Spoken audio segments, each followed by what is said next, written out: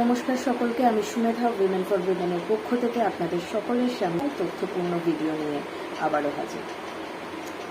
আমরা প্রায় শুনি আজকালকার যুব সমাজ মনে করে বিবাহ বন্ধনে জড়ানোর তুলনায় লিভ ইন রিলেশনশিপে থাকা অনেক বেশি ইফেক্টিভ।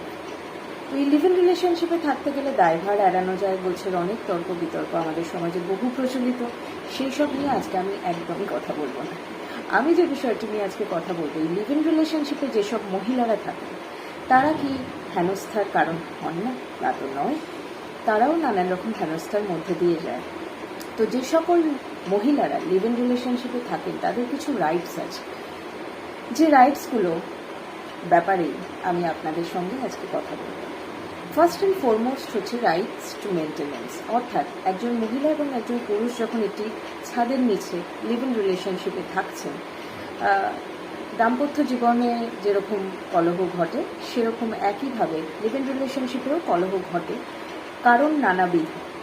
তো যে কারণে ঘটুক না কেন, সম্পর্কে যদি এরকম একটি পরিস্থিতি তৈরি হয় যে সম্পর্কটি সেপারেশনের মধ্যে দিয়ে যাচ্ছে, সেক্ষেত্রে মহিলাটি যদি নিজের খরচ চালানোর ক্ষমতা না রাখেন সক্রিয়ভাবে, তাহলে তার যে পুরুষ পার্টনার তাকে কিন্তু এই দায় নিতে হবে, অর্থাৎ এই মহিলাকে তাকে সাপোর্ট করতে হবে ফাইন্যান্সিয়ালি। সেকেন্ড পয়েন্ট হচ্ছে right to stay in her own house, অর্থাৎ একটি মহিলা যখন একটি সেপারেশনের মধ্যে দিয়ে যান লিভ ইন রিলেশনশিপে, তখন স্বাভাবিকভাবেই এই পরিস্থিতিটা তৈরি হয় যে তারা দুজন, অর্থাৎ সে এবং তার পার্টনার যে শেল্টারে লিভ ইন করছিলেন সেখান থেকে মহিলাটিকে হয়তো বেরিয়ে যেতে হয়। কিন্তু আমাদের কনস্টিটিউশন বলছে যে এই মহিলাটি ততক্ষণ ওই ঘরটিতে থাকতে পারে যতক্ষণ না তিনি নিজে কোনো সেফ স্পেস খুঁজে পাচ্ছেন। তাকে ওই ঘরটি থেকে বের করে দেওয়ার কিন্তু কোনো রাইটস অন্য কারণ নেই। তৃতীয় পয়েন্ট হচ্ছে রাইট ফর দ্য চাইল্ড।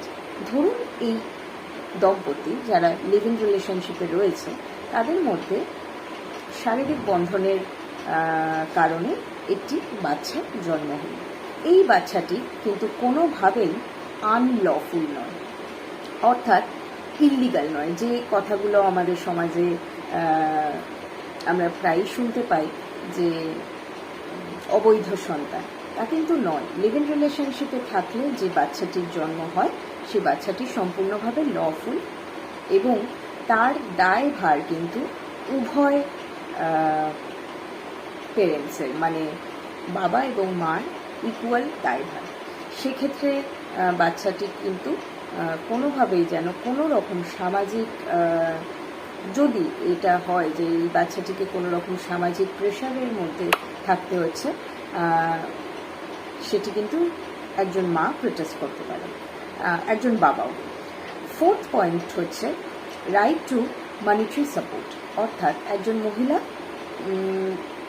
একটি শেল্টারে লিভ ইন করছিলেন, তার কিছু ভ্যালুয়েবলস সেখানে থাকতেই পারে, বা সে হয়তো নিজেকে তার যে মাসিক খরচ সেটি হয়তো সে নিজে দিতে পারে না, সে কিন্তু ম্যাজিস্ট্রেটের কাছে এই ডিমান্ড করতে পারে, সেখান থেকে আদেশ নিয়ে আসতে পারে যে তার যে পুরুষ পার্টনার কোনো কারণে যদি তাদের মধ্যে সেপারেশন হয়, কোনো অ্যাডাল্টারি কেসে হয়তো ওই মহিলা তাকে ধরেছে পুরুষ পার্টনারকে, বা যে কোনো কারণ হতে পারে, সেক্ষেত্রে এই মহিলাটি কিন্তু ম্যাজিস্ট্রেটের কাছ থেকে যদি আদেশ নিয়ে আসে যে তার যা ফাইন্যান্সিয়াল খরচ, যা এক্সপেন্স মান্থলি, সেগুলো কিন্তু দিতে বাধ্য তার পার্টনার, পুরুষ পার্টনারকে।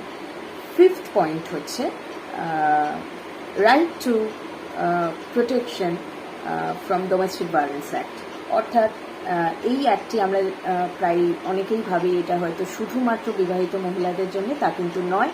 যারা লিভ ইন রিলেশনশিপে থাকে বা যে কোনো মহিলা যারা বাবা মার সাথেও থাকে, তারাও কিন্তু এই অ্যাক্টটির আন্ডারে পড়ে। এবং যে পদ্ধতিতে এই অ্যাক্টটি মানে ইউজ করা যায় নিজের রাইটস প্রোটেক্ট করার জন্যে, অর্থাৎ আইনি পদ্ধতি অবলম্বন করা, একজন নারী যে এই অ্যাক্টটিভ সাপোর্ট নিতে চান তিনি অবশ্যই লোকাল পুলিশ স্টেশনে গিয়ে কমপ্লেন করতে পারে। কোনো রকম ডোমেস্টিক ভায়োলেন্স যদি তিনি মনে করেন যে তার প্রতি হচ্ছে, তাহলে তিনি কিন্তু লোকাল যে পুলিশ স্টেশন আছে সেখানে গিয়ে ফাইল করতে পারে। তাছাড়াও অনলাইনেও এটা রেজিস্টার করা যায়। আরও এখন নানান রকম এনজিওস আছে যারা সাপোর্ট করে এক্ষেত্রে, তাদের নাম্বারস থাকে। আপনারা আমার আগের যে ভিডিওসগুলো আছে সেগুলো দেখলে সেই নাম্বারসগুলোও পেতে পারেন। আমি অনেক জায়গায় এগুলো অ্যাড করে রাখি মহিলাদের সুবিধার্থে, কারণ domestic violence never comes with calling bell, যখন তখন হতে পারে, যে কোনো মুহূর্তে আপনি রিয়েলাইজ করতে পারেন যে আপনি একটা ভায়োলেন্সের পার্ট হচ্ছে। দ্য মোমেন্ট ইউ রিয়েলাইজ যে you are being part of a violence, you can call it a day. আর সেটার পদ্ধতি তো অবশ্যই আছে, পদ্ধতিগুলো অবলম্বন করলেই আমার মনে হয় যে আপনারা নিজেদের রাইটস প্রোটেক্ট করতে অনেক বেশি স্বাবলম্বী হবেন। তো live in relationship is a good thing, no wonder, তবে নিজেদের রাইটসের ব্যাপারে অনেক বেশি স্বাবলম্বী হন। নমস্কার।